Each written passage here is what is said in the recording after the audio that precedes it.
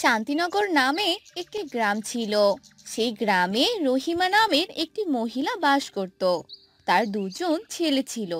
তাদের নাম ছিল লালু আর শালু। তাদের বাবা অনেক আগেই মারা যায়। একদিন রহিমা ভীষণ অসুস্থ হয়ে পড়ে। তখন লালু তার মাকে বলে, মা, ও মা, কি হলো তোমার? এভাবে হঠাৎ অসুস্থ হয়ে পড়লে যে? না রে বাবা, কিচ্ছু হয়নি আমার। শুধু শরীরটা একটু খারাপ লাগছে।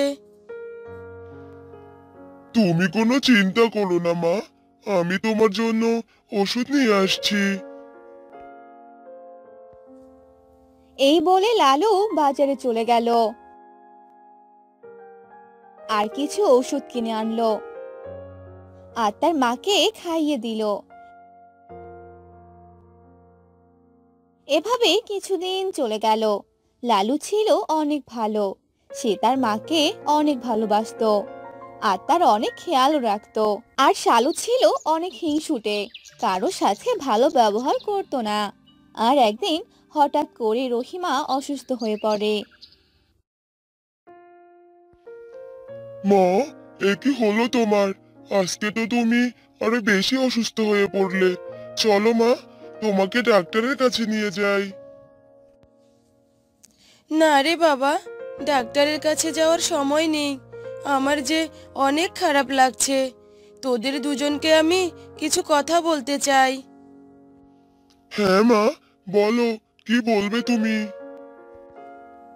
আমি চাই তোরা দুই ভাই সব সময় একসাথে থাকবি, কখনো ঝগড়া করবি না, সব সময় মিলেমিশে থাকবি। এই কথা বলেই তাদের মা মারা গেল। লালু আর শালু কান্না করতে লাগলো। মা, তুমি কেন চলে গেলে মা? আমরা যে এখন একা হয়ে গেলাম মা। এভাবে কাঁদিস না দাদা, যা হবার তা তো হয়ে গেছে।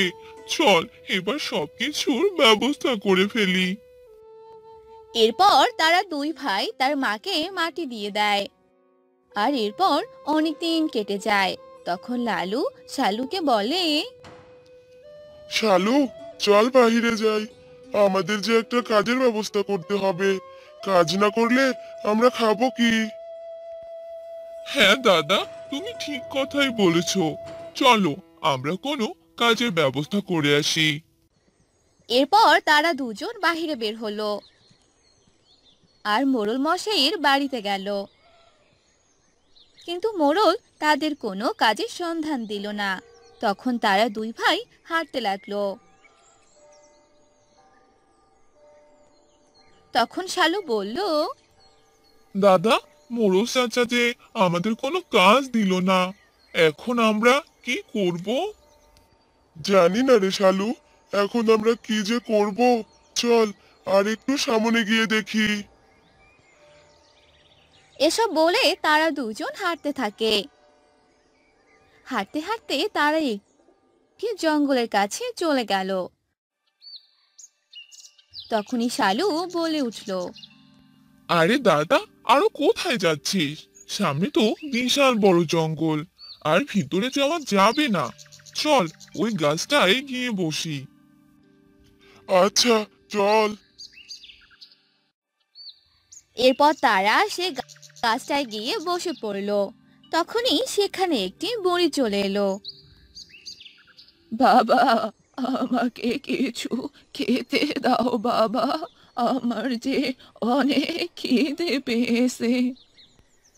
আমরা তো নিজেরাই না খেয়ে আছি, আপনাকে আবার কি খেতে দিব?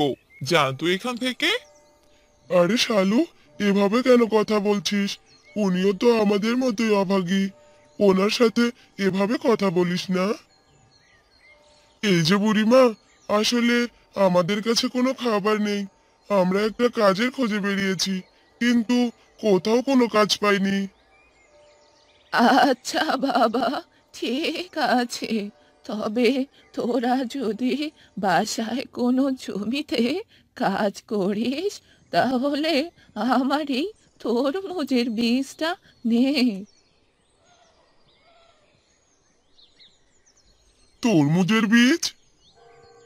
হ্যাঁ, এই বীজগুলো রোপণ করে দিবি, তাহলে দেখবি অনেক ভালো তরমুজ হবে। আচ্ছা বুড়িমা, ঠিক আছে। আপনাকে অনেক ধন্যবাদ এই বীজগুলো দেওয়ার জন্য। চল শালু, এখন আমরা বাসায় যাই।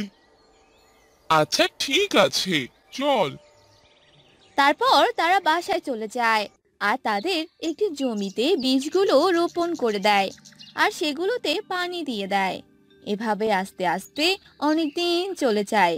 সেই বীজগুলো থেকে গাছ বের হয়।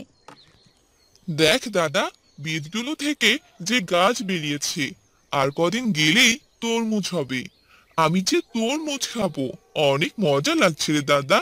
আর এগুলো বিক্রিও করে দিব, তাহলে অনেক টাকা পাবো। বিক্রি করার কথা পরে ভাব শালু, আগে ভালোভাবে তরমুজ হতে দে।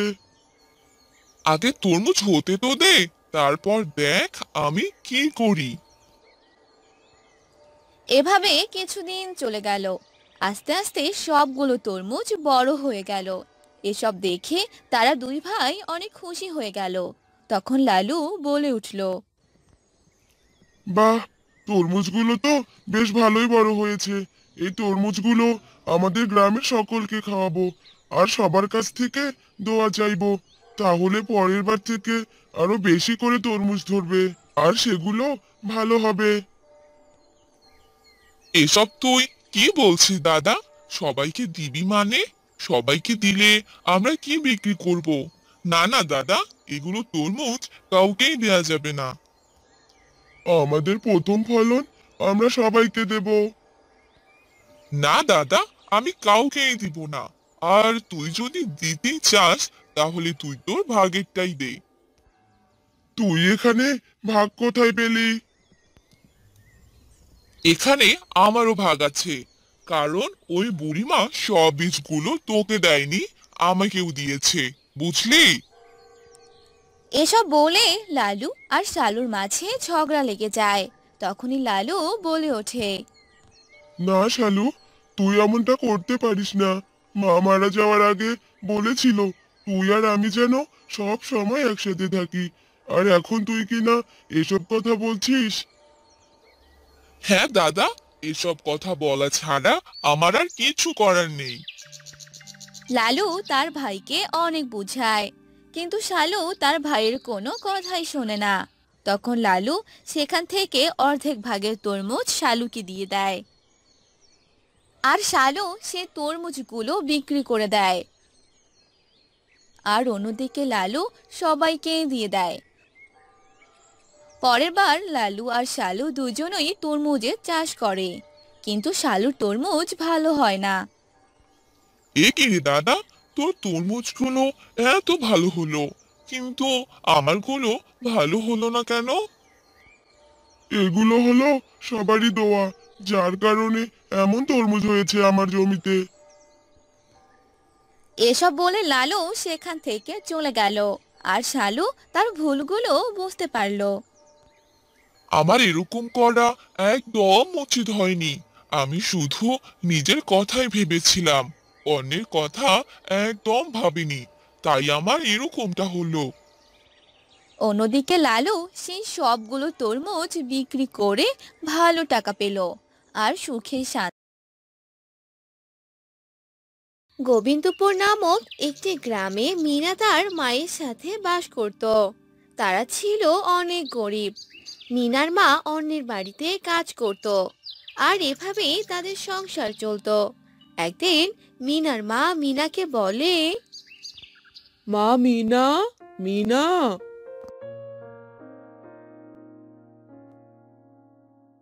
হ্যাঁ মা, বলো, কি হয়েছে, ডাকছো কেন? মা, আমি কাজে চলে গেলাম, তুই বাসাতেই থাক মা। আচ্ছা মা, ঠিক আছে। তারপর মিনার মা কাজে চলে যায়, আর মিনা বাড়িতেই থাকতে লাগে। কিছুক্ষণ পর মিনা বলে, বাড়িতে একা একা ভালো লাগছে না, যাই বাইরে গিয়ে একটু খেলে আসি। এই বলে মিনা বাইরে খেলতে গেল। আর বন্ধুদের সাথে খেলতে লাগলো। সন্ধ্যা হয়ে গেল। মিনার মা বাড়িতে এলো আর মিনাকে বলল, কিরে মা, কি করছিস? কিছু না মা, তোমার জন্য অপেক্ষা করছি। আমার যে খুব খিদে পেয়েছে, আমাকে কিছু খেতে দাও না মা। আচ্ছা দাঁড়া, আমি রান্না করছি, একটু অপেক্ষা কর। এরপর মিনার মা রান্না করতে গেল। আর রান্না করে তারা খাবার খেয়ে রাতে ঘুমিয়ে পড়ল। পরদিন সকালবেলা। মারে, আজকে তো তোর স্কুল খোলা, যা যা স্কুলে যা। আচ্ছা মা, ঠিক আছে। তাড়াতাড়ি চলে আসিস কিন্তু। এই বলে মিনার মা তার কাজে চলে গেল। আর মিনা রেডি হয়ে স্কুলে চলে গেল। এভাবেই তাদের ভালোভাবে দিন যেতে লাগলো।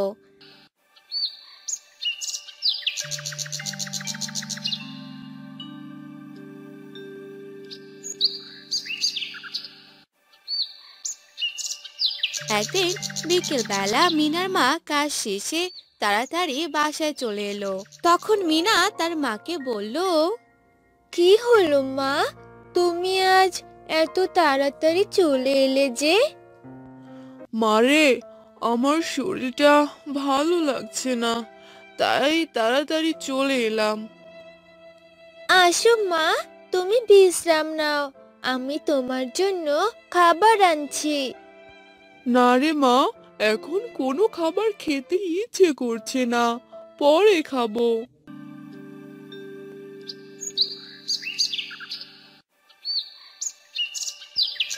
এভাবেই সে দিনটা কেটে গেল। পরদিন সকালে মিনার মা আরো বেশি অসুস্থ হয়ে পড়ল।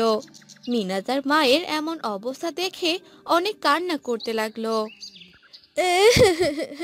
মা, মা, এ তোমার কি হয়ে গেল? তুমি তো আরো বেশি অসুস্থ হয়ে পড়েছো। মা, তুমি দাঁড়াও, আমি এক্ষুনি তোমার জন্য ঔষধ আনছি মা। মিনা কিছু খুচরা টাকা নিয়ে ঔষধ আনতে গেল।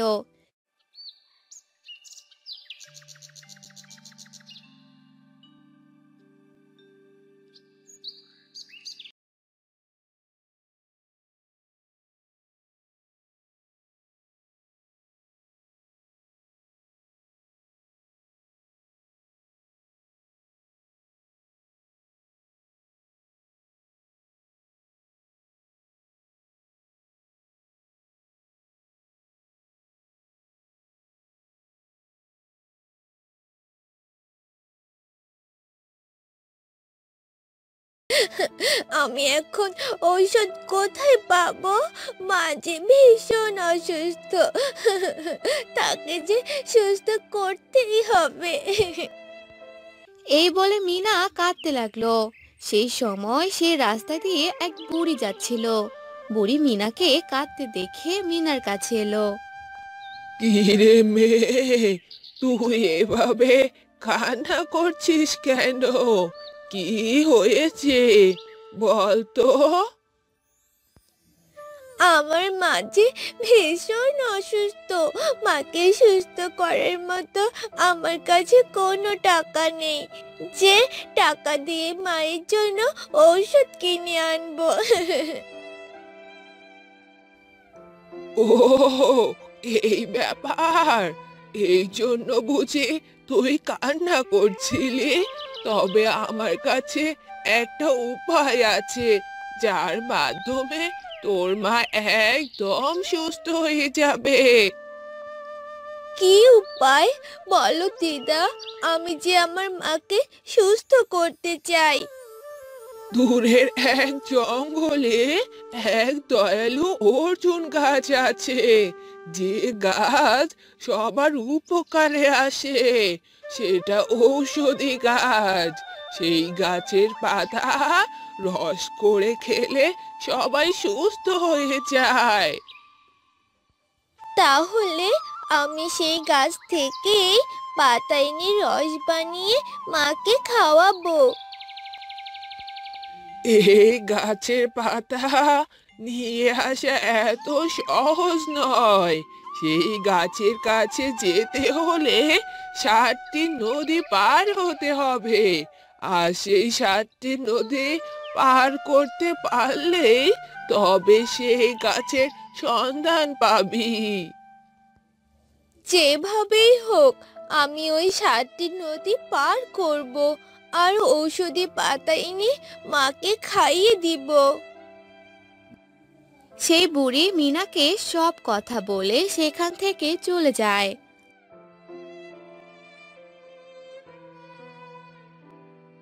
আর মিনা প্রথম নদীর কাছে যায় আর সেখানে একটা নৌকা দেখতে পায় আর সেই নৌকাতে উঠে যেতে লাগে।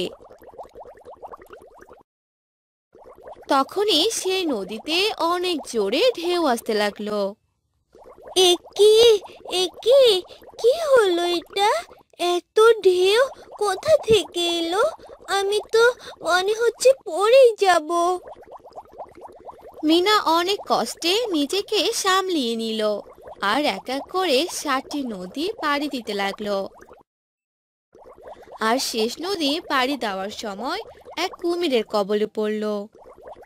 আরে, এতদিন পর এই নদী দিয়ে কেউ মনে হয় যাচ্ছে। আজকে তো এই আমার রাতের ডিনার হবেই হবে। হা হা হা হা হা। এই বলে কুমিরটি মিনার নৌকার কাছে এলো আর তখনই নৌকাটা থেমে গেল। তখন মিনা বলতে লাগলো, একি কি হলো এটা? নৌকাটা এভাবে থেমে গেল কেন? কি হলো আমার? এই যে মেয়ে, কোথায় যাচ্ছ? তোমায় যে আমি খেয়ে ফেলবো। অনেক দিন পর মানুষের মাংস খাবো।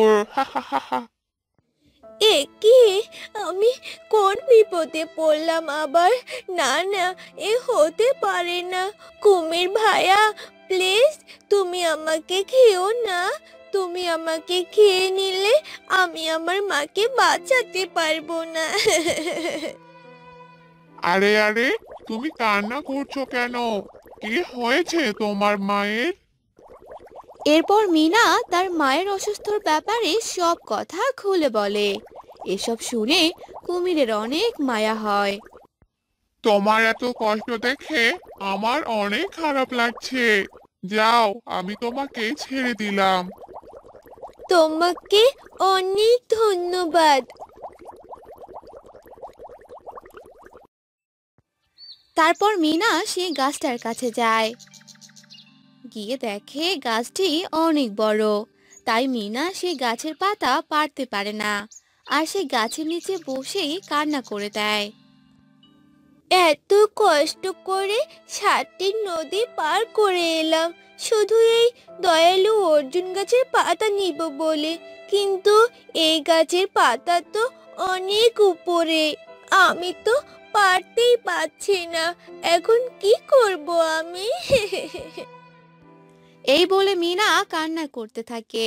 তখনই সে দয়ালু অর্জুন গাছ কথা বলে ওঠে। এই মেয়ে, তুমি এভাবে কান্না করো না। আমি তোমার সব কথাই শুনেছি। তুমি যে আমার গাছের পাতা নিতে এসেছো, আর আমার কাছে যে আসে আমি তাকে ফিরিয়ে দেই না। গাছকে এভাবে কথা বলতে দেখে মিনা অবাক হয়ে যায় আর বলে, এ কি, তুমি কথা বলতে পারো? হ্যাঁ, আমি কথা বলতে পারি। এই নাও পাতা। এ কথা বলে গাছটি তার একটি ডাল নিচে নেমে দেয় আর একটি ছোট ডাল ভেঙে দেয় আর বলে, এই নাও, এই পাতার রস তোমার মাকে খাইয়ে দিবে। আর এই ডালটা মাটিতে রোপণ করে দিবে। আর এই ছোট ডাল থেকে অনেক বড় গাছ হয়ে যাবে। তোমাকে অনেক ধন্যবাদ আমাকে এভাবে সাহায্য করার জন্য। সত্যি তুমি অনেক দয়ালু। আমি যে দয়ালু অর্জুন গাছ, আর আমি সবাইকে সাহায্য করি। তারপর মিনা সে গাছকে ধন্যবাদ জানিয়ে সে পাতা আর ডাল নিয়ে সেখান থেকে চলে গেল। আর বাড়িতে পৌঁছে মিনা তার মাকে এই পাতার রস বানিয়ে খাইয়ে দেয়। আর মিনার মা কয়েকদিনের মধ্যেই সুস্থ হয়ে যায়। মিনা তার মাকে সুস্থ অবস্থায় দেখে অনেক খুশি হয়ে যায়। মা, তুমি এখন একদম সুস্থ। তোমাকে সুস্থ অবস্থায় দেখে আমার অনেক ভালো লাগছে। আর এই সব কিছু দয়ালু অর্জুন গাছের জন্যই হয়েছে। অর্জুন গাছ? এটা আবার কি গাছ রে মা? তখন মিনা সে দয়ালু অর্জুন গাছের কথা বলে দেয় আর সে ছোট গাছটিকে দেখিয়ে দেয়। খুব ভালো করেছিস মা। এই গাছ আমাদের বাড়িতে থাকলে আমরা নিজেরা এবং অন্যদেরকেও এই পাতা রস দিয়ে সাহায্য করব, আর তারাও সুস্থ হয়ে যাবে। এরপর থেকে তারা সুখে শান্তিতে থাকতে লাগলো। আর সে গাছটিও বড় হয়ে যায় আর সবার বিপদে আপদে কাজে লাগে।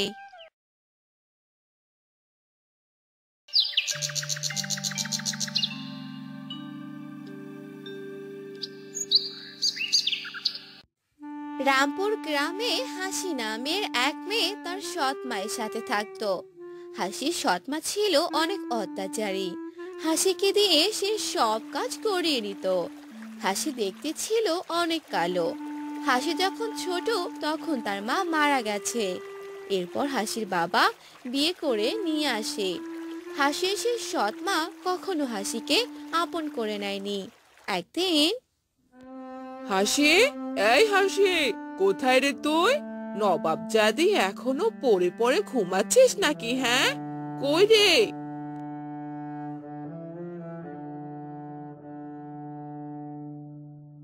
হ্যাঁ মা, ডাকছো কেন? আমি একটু ঘুমিয়েছিলাম। কি লাগবে মা, বলো। ওরে নবাব জাদি, বেলা কত হয়েছে দেখেছিস? রান্না কে করবে শুনি? আমার খিদে পেয়েছে, যা রান্না কর গিয়ে। আচ্ছা মা, ঠিক আছে, আমি রান্না করছি।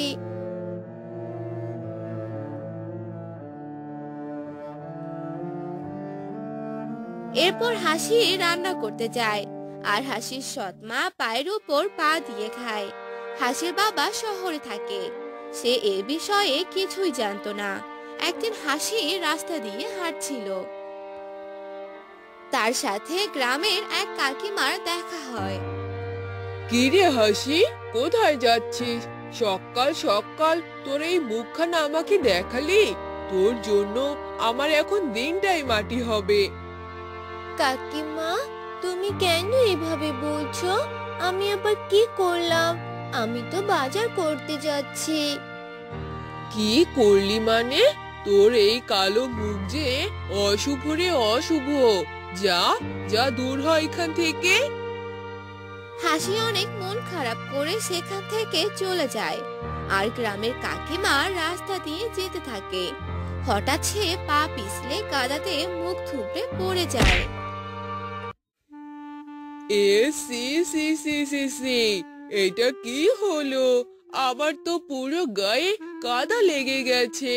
বলেছিলাম না এই মেয়ে অলক্ষণী, এর জন্য আমার আজ এই দশা। এই বলে গ্রামের কাকিমা চলে যায়। গ্রামের সবাই ভাবতো হাসির মুখ অশুভ, কেউ যদি তাকে দেখে তার অমঙ্গল হয়। হাসি পুকুর পাড়ে বসে কাপড় কাচ্ছিল। তখন সেখানে পুকুরের মালিক মোড়ল আসে।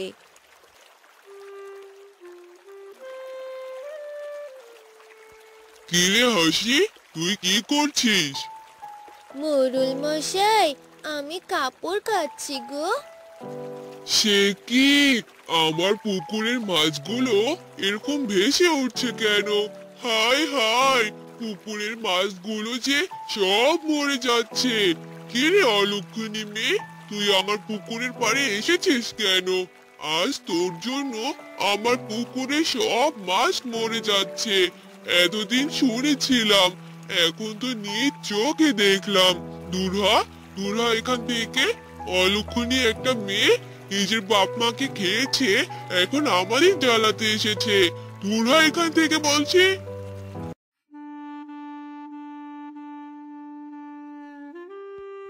হাসি কান্না করতে করতে সেখান থেকে যেতে থাকে আর বলে, মা, মা, তুমি আমাকে রেখে কেন গিয়েছো মা? সত্যি কি আমি অলক্ষণী? মা, ও মা, তুমি আমাকে নিয়ে যাও মা। হাসি কান্না করতে করতে বাড়িতে যায়।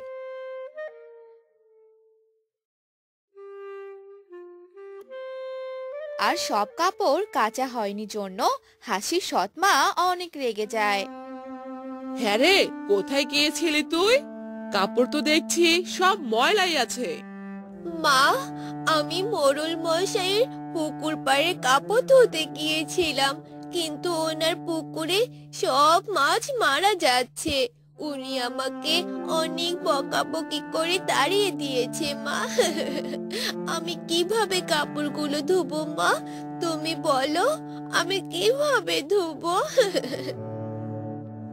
তোর মতো অলক্ষিনী মেয়েকে গালি দিব না তো কি করব? হ্যাঁ, যা, কিভাবে পারিস কাপড়গুলো ধুয়ে আন।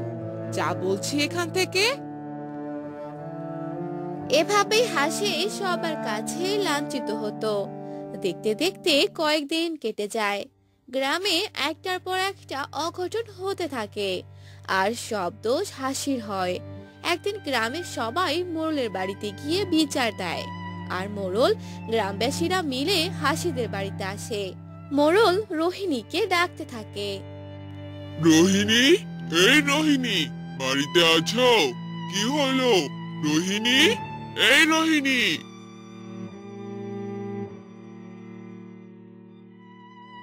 কে কে ডাকছে? ও মোড়ল মশাই, এ কে? গ্রামের সবাই আমার বাড়িতে কেন? হ্যাঁ আমি। তোমার সৎ মেয়ের কারণে গ্রামে অমঙ্গল হচ্ছে। গ্রামে সবাই আমাকে অভিযোগ করেছে। এক্ষুনি ওকে এই গ্রাম থেকে চলে যেতে হবে, না হলে আমি তোমাকে আর তোমার মেয়েকে এই গ্রাম থেকে তাড়িয়ে দিব। এই বলে দিলাম। গ্রামে বাচ্চারা চুরি হচ্ছে, একটাও পশু প্রাণী নেই, সব উধাও হয়ে যাচ্ছে। গ্রামে যে অমঙ্গলের তাণ্ডব চলছে। তোমরা কি চলে যাবে, নাকি ঘর ধাক্কা দিয়ে বের করে দিব? কিন্তু মোড়ল মশাই, আমি কি করেছি? আপনি আমাকে কেন এভাবে বলছেন? আমি কালো, এটা কি আমার দোষ? চুপ অলক্ষণী, একটা কথা বলবি না। এই সোজা আঙ্গুলে ঘি উঠবে না, ওদের তাড়িয়ে দাও। না না মোড়ল মশাই, আমাকে তাড়িয়ে দিবেন না। এই অলক্ষিনী মেয়ে, তোর জন্য কত বড় কথা শুনতে হচ্ছে। যা, এই গ্রাম থেকে বের হয়ে যা বলছি। মাটাকে তো খেয়েছিস, এখন আমাদের সবাইকে খাবি নাকি? দূর হয়ে যা। মা, আমি কি করেছি? কোথায় যাব আমি? আমার যে কেউ নেই, আমাকে তোমরা তাড়িয়ে দিও না। দয়া করো আমাকে, তোমরা আমাকে কেউ তাড়িয়ে দিও না। এই মেয়ে, বেশি কথা না বলে দূর হ। এই গ্রাম থেকে তুই দূর হ। তোর জন্য আমরা কেউ শান্তিতে থাকতে পারছি না।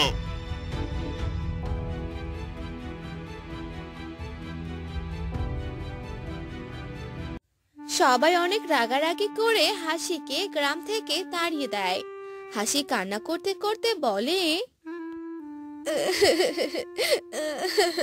হে খোদা, তুমি আমাকে কেন কালো বানিয়েছো? আমি কেন এত অলক্ষণী? আমি কি সত্যি অলক্ষণী? আমি তোমার কি ক্ষতি করেছিলাম? মা, মা, তুমি আমাকে নিয়ে যাও মা।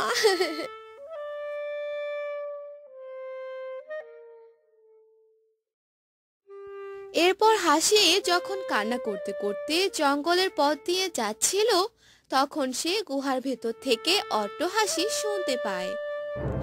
আরে, কে এইভাবে হাসছে? দেখি তো গিয়ে। ওই গুহা থেকে হাসির শব্দ আসছে মনে হয়।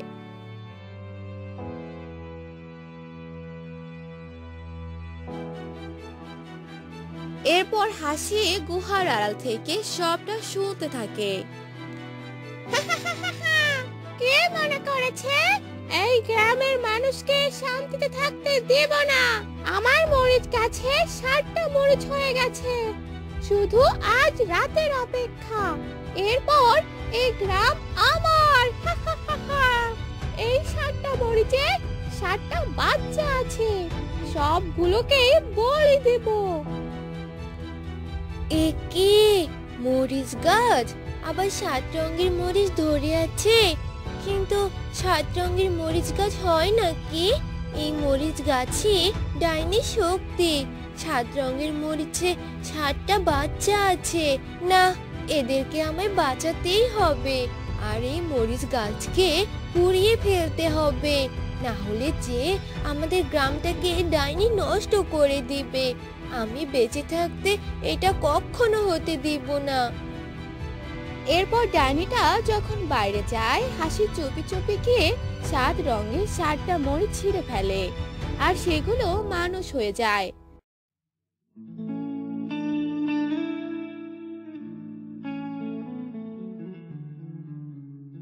ডাইনি টের পেয়ে তার গুহায় আসে।